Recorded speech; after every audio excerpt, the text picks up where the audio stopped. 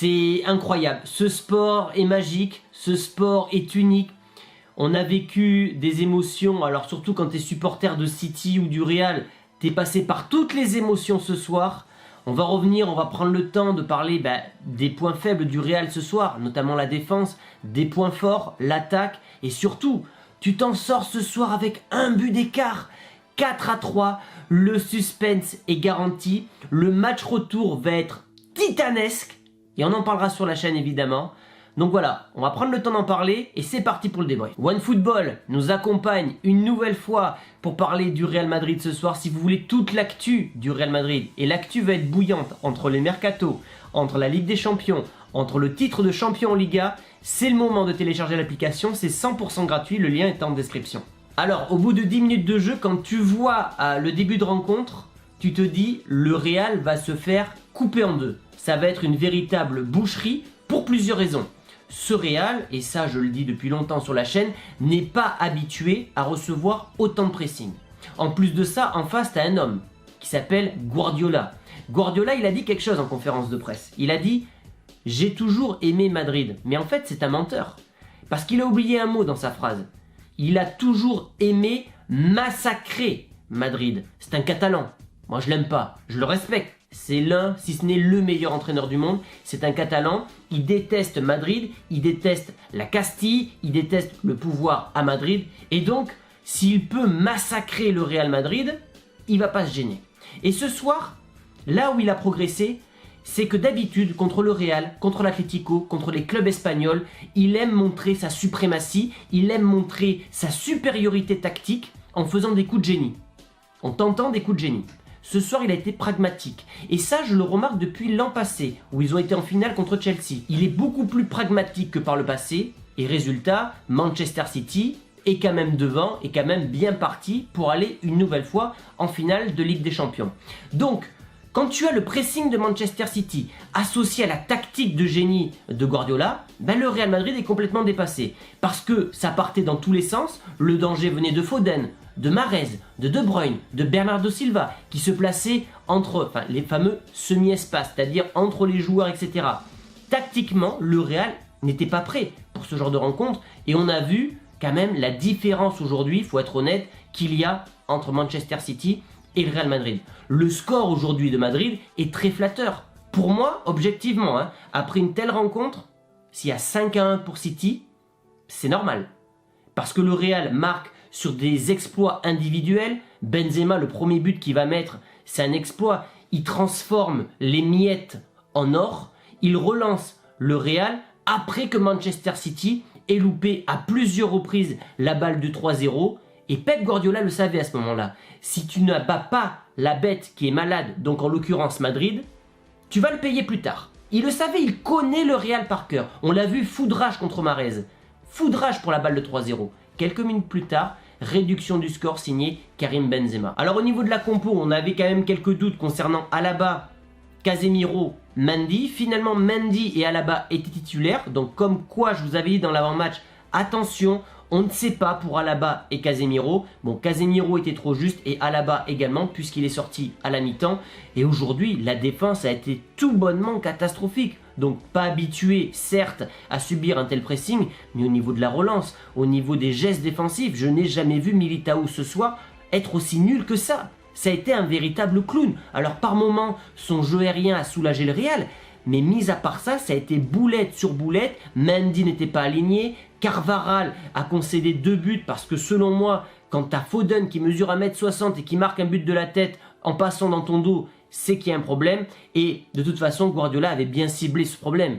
Il avait compris que la faille du Real, c'était Carvajal, qui réalise une très mauvaise saison défensivement. Même offensivement, on ne reconnaît plus ce joueur. Et donc, il avait tout axé sur Foden titulaire qui allait mettre le feu à Carvajal. Donc très belle équipe de Manchester City, je regarde pas tous leurs matchs, mais franchement, c'est beau à voir. C'est beau à voir. J'aime pas Guardiola, mais c'est vrai qu'un jour, avec cette équipe de Manchester City, il mériterait quand même de gagner la Ligue des Champions parce que ce qu'il produit en termes de jeu, d'intensité, moi je rêverais de voir ça quand même du côté du Real Madrid de temps en temps. La deuxième mi-temps qui commence tambour battant comme la première, c'est-à-dire que City qui prend le Real à la gorge, 3-1 donc but de Foden, et là, le petit Vinicius qui était face à Fernandinho, et ça je l'ai envoyé à des potes, j'ai dit c'est ce soir ou jamais. Vinicius, c'est ce soir ou jamais. Au match retour, tu auras Kyle Walker qui est un véritable bison, ou Cancelo qui est super fort techniquement. Donc c'était ce soir contre Stones et Fernandinho que Vinicius devait faire la différence. Et ce soir, il nous a fait une Gareth Bale 2014 en Copa del Rey contre le Barça. Un sprint depuis le milieu de terrain, grosse erreur de Laporte qui ne va pas boucher l'angle, et Vinicius qui va à nouveau réduire le score. Déjà à 3-2, on se dit que ce match est complètement fou, mais tu es à peine à 60 minutes de jeu et tu sais qu'il va encore se passer d'autres choses. Et là, comme quoi je vous dis, le Real c'est très dur à supporter parce que cette équipe est capable du meilleur comme du pire. Faute devant la surface du Real, tous les joueurs s'arrêtent mais l'arbitre n'a pas sifflé.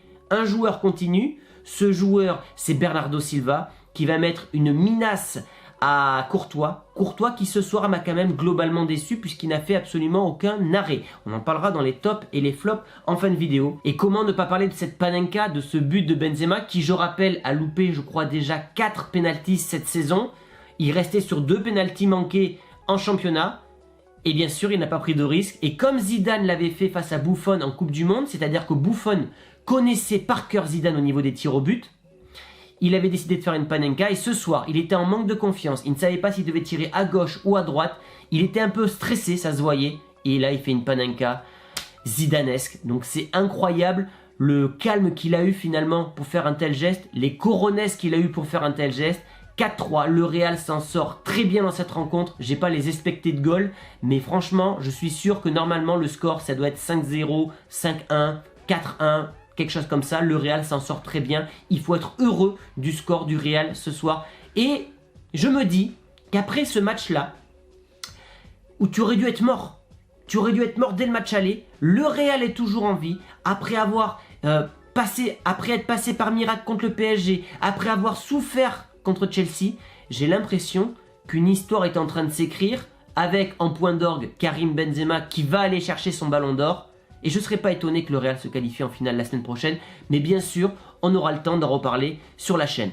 Ce que je vous propose maintenant, c'est qu'on passe au top et au flop. Alors ça va être rapide puisque j'ai que 2 tops.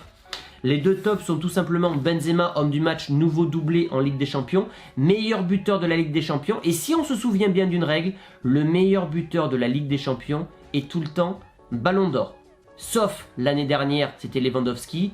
Mais on sait qu'il a été volé ce ballon d'or. Mais dans les 10 dernières années, c'était Messi ou Ronaldo. Et à chaque fois, le meilleur buteur de la Ligue des Champions terminait ballon d'or. Donc Benzema, homme du match côté Real. Et comment ne pas parler de Vinicius qui, quand même, m'a déçu par moment.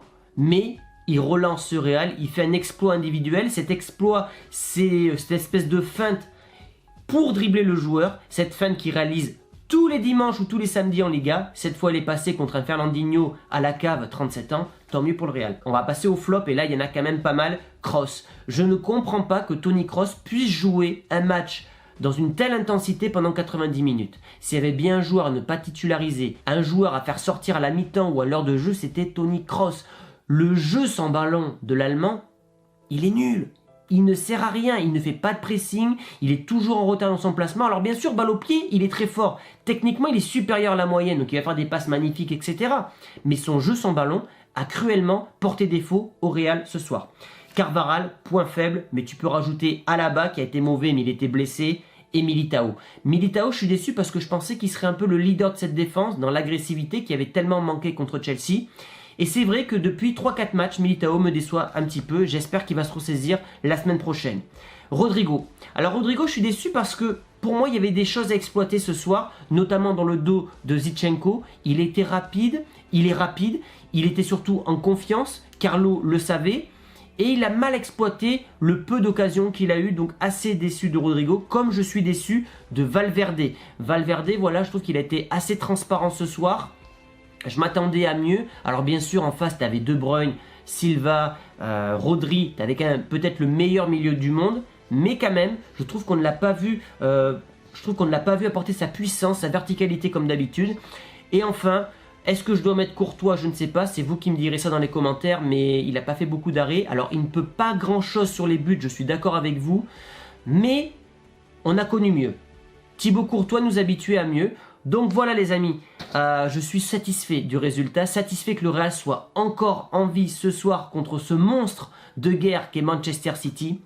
Et demain, 17h30, 18h, il y aura une vidéo spéciale qui va sortir sur la chaîne, donc je préfère vous le dire maintenant.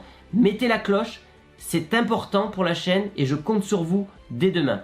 Merci à tous les amis et je vous dis donc à demain, à jeudi pour une vidéo sur Rudiger, vendredi pour l'avant-match contre l'Espagnol, samedi pour le débrief du titre et enfin la semaine prochaine pour l'événement, le match retour contre Manchester City. Merci à tous pour votre fidélité et je vous dis à très vite. Ciao les amis.